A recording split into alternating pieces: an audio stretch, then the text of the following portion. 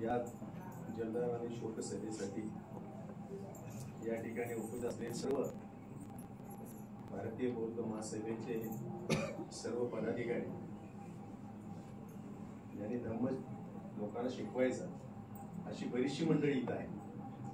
कोण केंद्रीय शिक्षक असेल, कोण जिल्हा स्तरावर असेल, स्थानिक स्तरावरचे बौद्धाचार्य असतील.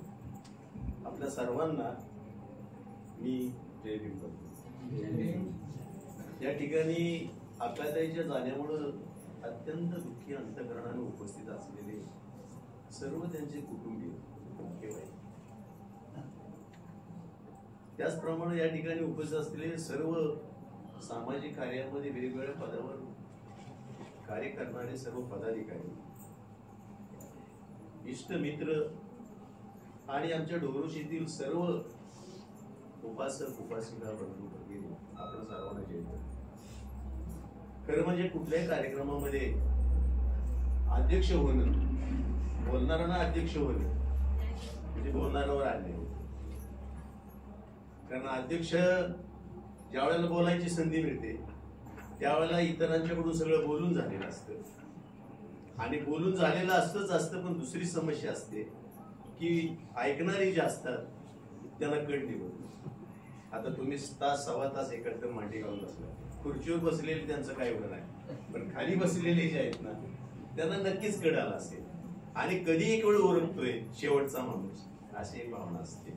असो, या ठिकाणी अक्काताईच्या जाण्यामुळं काय आघात झाला, अक्काताई कशी होती, कोण होती, अक्काताई बद्दल काय लोकांनी सांगितलं, धम्माबद्दल काय लोकांनी सांगितलं.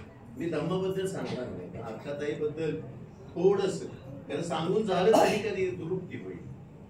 ही अक्काताई मगाशी आमच्या सोनावलीने सांगितलं, माणसाला सगळं होत आहे पण माणूस होणार. अक्काताई खऱ्या अर्थानं माणूस.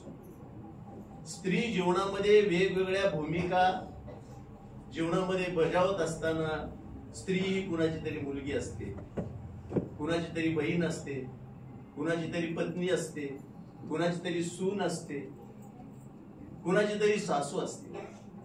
वेगवेगळ्या भूमिका बजावत असताना त्या भूमिकेमध्ये न्याय देणं, त्या भूमिकेमध्ये सर्वांना आपलंसं करणं, हवंसं करणं एवढं सोपं नाही. त्याला माणूसच असावा. माणूस ओळखायला फार जास्त करणार. एक सुंदर सुविचार आहे, उच्चारावरून नम्रता, आवाजावरून नम्रता आणि उच्चारावरून विद्वत्ता.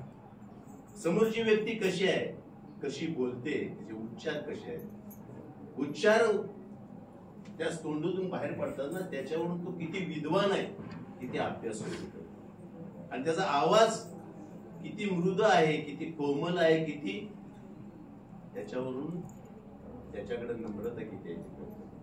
अक्काताईचं पाहिलं ना म्हणजे सगळ्या घरात कुठं कुठं खणखणाट असतो, कधी कधी ऐकायला मिळतो. आता माझं आयुष्य तिथं गेलं पण अक्काताईच्या घरातला अक्काताईच्या आवाजाचा खणखणाट आयुष्यात मी कधी ऐकला. केवढी नम्रता असेल, केवढेही असेल. अशीही अगदी दैवी खान असलेली अक्काताई, आदर्श स्त्री असणारी अक्काताई. आता खरं काय लोकांनी उल्लेख केला माय म्हणून. अक्काताई कुणाची तरी माय होती, अक्काताई कुणाची तरी अक्का होती, अक्काताई कुणाची ताई होती, अक्काताई कुणाची तरी वहिनी होती. पण खरं सांगू, अक्काताई बापूंची सुनती होती. अक्काताई बापूंची सुनती होती. बापू अक्काताई ही शहाजीची जिजाऊ होती. अक्काताई महात्मा फुलेंची सावित्री होती. अक्काताई बाबासाहेबांची रमा होती.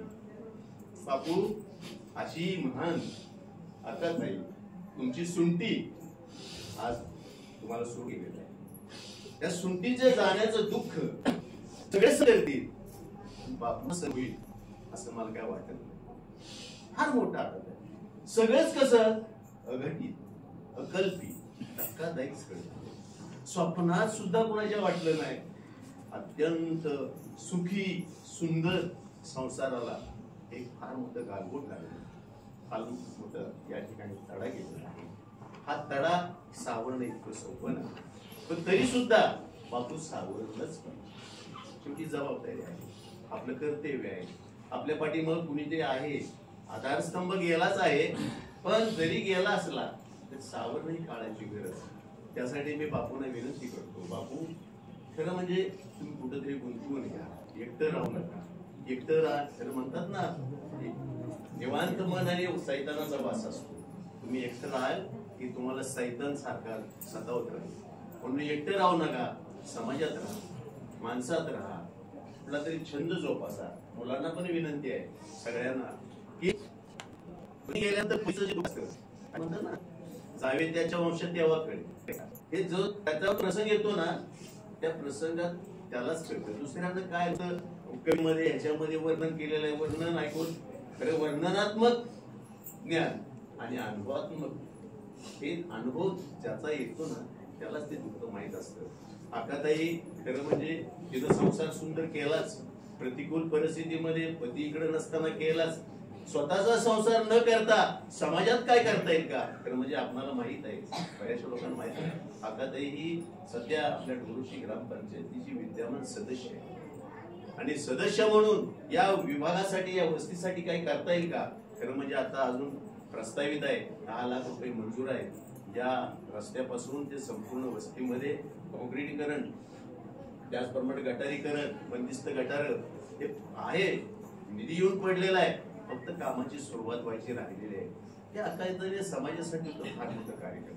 आता खरं म्हणजे मला एक थोडंसं वैयक्तिक जीवनामध्ये पण बोलायचं, माझ्यासाठी सगळ्यांसाठी काय असेल, पण माझ्यासाठी जी आकाताई, मी तिला नेहमी आकाताईच म्हणतो.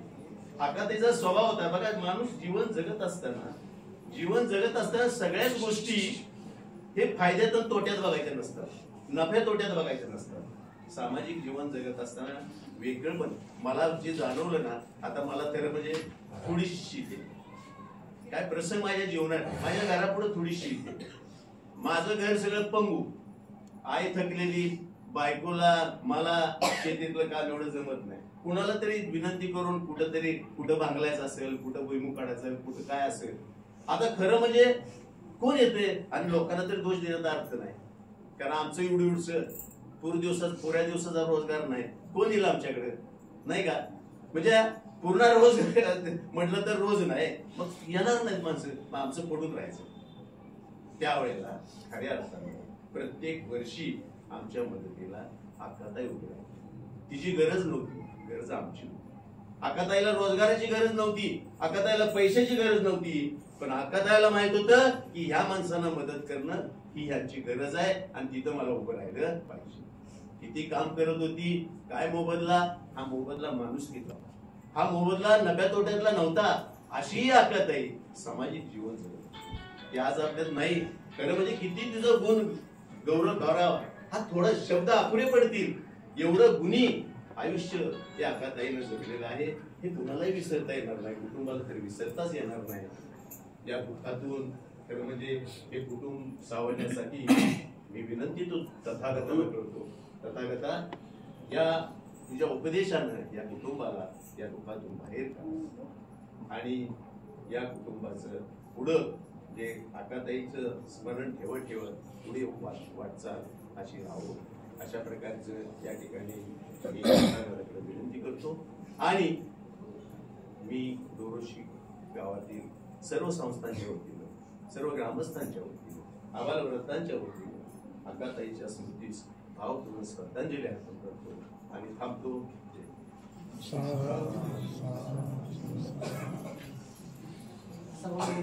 सर्वांना आहे त्या जागेवरती उठून उभं राहायचंय. 2 मिनिटाची आदरांजली होईल आणि त्यानंतर